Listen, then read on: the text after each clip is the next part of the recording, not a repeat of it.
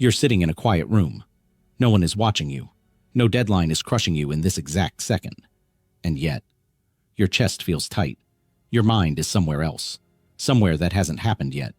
This is the invisible pressure, the kind that doesn't announce itself with noise or drama.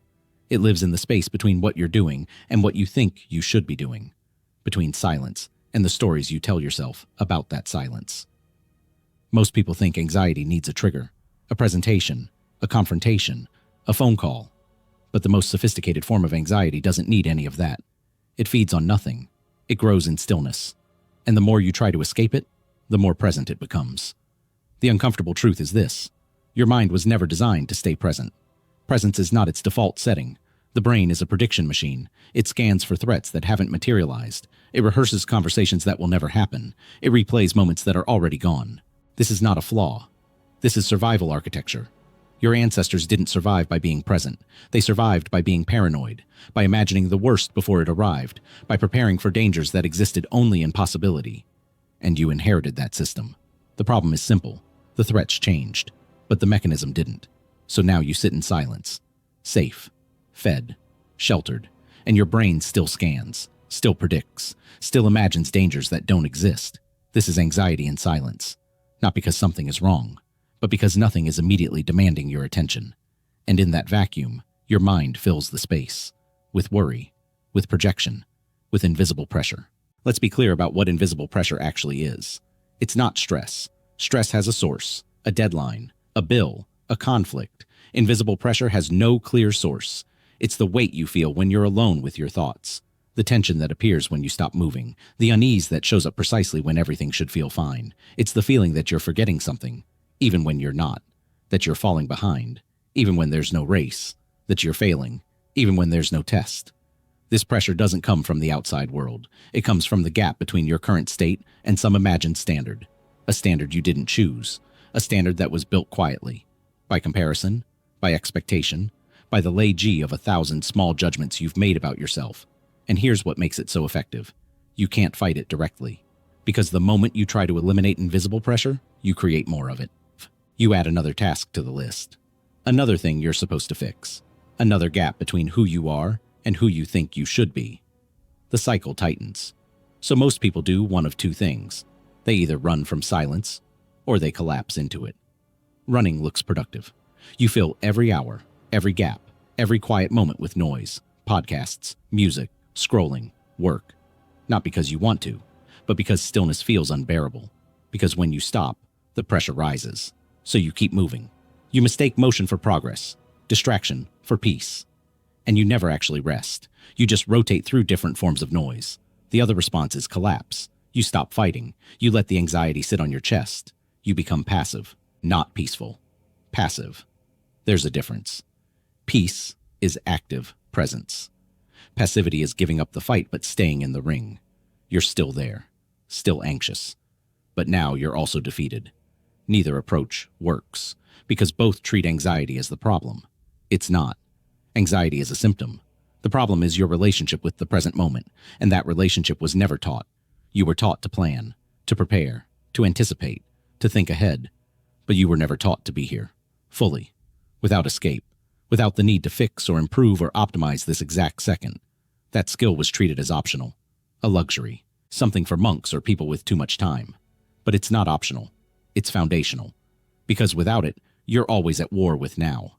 And when you're at war with now, silence becomes a battlefield. Training the mind to stay present under invisible pressure is not about eliminating anxiety. It's about changing your position relative to it. Most people stand inside their anxiety. They become it. Every thought feels like truth. Every sensation feels like evidence. The tightness in your chest means something is wrong. The loop in your mind means you need to solve something. But here's the shift. You are not your anxiety. You are the space in which anxiety appears. This isn't philosophy. This is mechanics. Your thoughts are events. They happen. They pass. But somewhere along the way, you started identifying with them. You started treating every mental event as a command, every feeling as a fact. And that's where the invisible pressure gets its power. Not from the thoughts themselves, but from your belief that you must respond to them. Let me show you what I mean. Right now, imagine a pink elephant. You just did. The image appeared. You didn't choose the details. Your mind generated them. Now stop imagining it. It's gone. Or is it? Did you actually stop? Or did the instruction to stop just create more attention on the thing you're trying to stop thinking about? This is the trap. Your mind generates content. You don't control what arises. You only control what you do next. And most people do the same thing. They engage, they analyze, they try to solve. They treat every anxious thought like a puzzle that needs an answer. But anxiety doesn't want answers. It wants attention. And the more you give it, the louder it gets. Presence is the withdrawal of that attention. Not violently, not with force, but with detachment. You notice the thought. You don't follow it. You feel the sensation. You don't interpret it. You hear the voice in your head that says you're behind, you're failing, you're not enough. And you let it speak. Without agreeing, without arguing. This is harder than it sounds. Because your entire system is designed to react. The anxious thought appears. Your body responds. Heart rate increases. Breath shortens. Muscles tense. And now your mind has evidence. See, something really is wrong. This feels dangerous. So you spiral. Not because the original thought was true, but because you responded as if it were. You took the bait. And once you take the bait, you're in the game. The way out is not to fight. It's to stop playing. Here's how. Sit in silence. Not the silence you create by turning off distractions. Real silence. The kind where you're not doing anything, not meditating with a goal, not trying to relax. Just sitting. In a chair. In a room. With nothing to fix. Notice what happens. Within seconds, your mind will offer you something. A thought. A memory. A plan. An itch. An urge to check something. To move. To do. Notice it. Don't act. Just notice. You'll feel the pull. The impulse. The sense that you should respond. That this thought is important. That this discomfort means something. Let it pull. Don't follow. This is training. Not meditation. Not relaxation. Training. You're teaching your system that thoughts don't require action.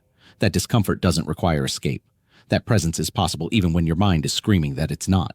This is uncomfortable. Deeply uncomfortable. Because you're going against years of conditioning. Years of running. Of distracting. Of solving. And now you're just sitting there. Doing nothing. While anxiety tries every trick it knows to get you to move. It will tell you this is pointless. That you're wasting time. That you should be doing something productive. It will create urgency where none exists. It will make you feel like you're forgetting something critical. It will generate physical sensations that feel like warning signs. And your job is to sit. And notice. And not react. This isn't about winning. There's no victory moment where anxiety disappears. This is about building capacity. The capacity to be present even when your system wants you to leave. The capacity to feel pressure without collapsing or running. The capacity to exist in the gap between stimulus and response. That gap is freedom. But you have to train for it. Because it doesn't come naturally. Your natural response is automatic. Thought appears, you follow. Sensation appears, you interpret. Pressure appears, you move. But automaticity is not strength. It's vulnerability. Because when your responses are automatic, you're controlled by whatever triggers them. And in a world full of triggers, you're never free. You're always reacting, always defending, always at the mercy of the next anxious thought. Presence breaks that cycle, not by eliminating the thoughts, but by removing their power. When you can sit with anxiety and not become it, something shifts. It's still there, but it's no longer in control. It's noise, background static, a pattern your mind runs, but not truth, not command, not identity. This distinction changes everything, because now you're not fighting anxiety. You're observing it, and what you observe, you are separate from. The observer is always free, even when the observed is chaos. Let's talk about what this looks like in real terms. You're sitting at your desk. You have work to do. But instead of working, you're feeling the pressure. The invisible kind, the sense that you're behind, that you're not doing enough, that everyone else is moving faster. Old response. You panic. You open 10 tabs. You try to do everything at once. You create motion to silence the pressure, and you end up scattered, exhausted, and still behind. New response. You notice the pressure. You feel it in your chest. You hear the voice, and you sit with it. Not to make it go away, but to stop running from it. You breathe, not deeply, not with technique, just normally. You let the pressure exist, you let the thoughts loop, and you choose one thing. Not everything. One thing. You do that. Slowly. Completely. The pressure doesn't disappear, but it also doesn't dictate your actions. You're present, even under pressure. This is the skill, not the absence of anxiety, but the ability to function within it. To move through it, to let it exist without letting it lead. Most people wait for the pressure to lift before they act. They wait to feel ready, to feel calm, to feel confident, and they wait forever. Because those feelings are effects, not causes. You don't feel calm and then act. You act and calm follows. You don't feel present and then stop running. You stop running and presence appears. The order matters, because if you wait for the feeling, you give control to the anxiety. You let it set the terms. But if you act despite the feeling, you take the control back. Not aggressively, not with force, with quiet defiance. You feel the fear, and you stay anyway. You feel the pressure, and you slow down anyway. You feel the urge to escape, and you remain anyway. This is psychological power, not the power to avoid discomfort, but the power to choose your response to it. And that power is only built one way: repetition. You have to practice presence in small doses, not when everything is falling apart, but when nothing is happening. In the boring moments, the quiet moments, the moments when you reach for your phone out of habit. That's where you train. You stop. You notice the urge. You don't fulfill it. You sit with the emptiness, the boredom, the slight discomfort of having nothing to do, and you let it be there. This feels pointless. It feels like nothing. But it's everything. Because you're rewiring the relationship between discomfort and action. You're teaching your system that discomfort is not an emergency, that boredom is not a problem, that silence is not a void that must be filled. And over time, this changes your baseline. You become less reactive, less frantic, less controlled by the invisible pressure. Not because the pressure is gone, but because you're no longer afraid of it. Fear of anxiety is worse than anxiety itself, because fear makes you avoid. And avoidance makes the territory of your life smaller and smaller. You stop going places, doing things, taking risks, not because they're actually dangerous, but because they might trigger the feeling. And you've decided the feeling is intolerable. So you protect yourself, you build walls, you stay small, and you call it safety. But it's not safety, it's surrender. Real safety is not the absence of threat. It's the confidence that you can handle what comes. And you can't build that confidence by avoiding. You build it by staying, by facing the feeling, by proving to yourself again and again that you can be present even when it's uncomfortable, even when your mind is telling you to run, even when the pressure is invisible but heavy. You stay. And in that staying, you find something. Not peace, not always, but capacity. The capacity to hold more, to feel more, to be more, without breaking, without running, without needing the world to be different than it is. This is freedom. Not the freedom from anxiety, but the freedom within it.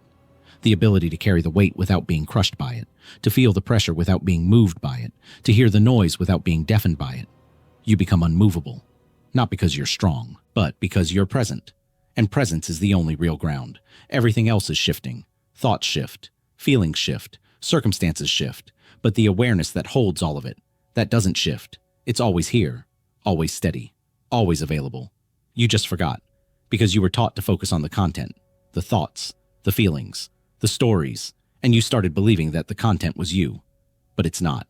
You are what notices the content, and when you remember that, everything changes. The anxiety is still there, the pressure is still there, but you're not drowning in it. You're watching it, and what you watch, you're free from.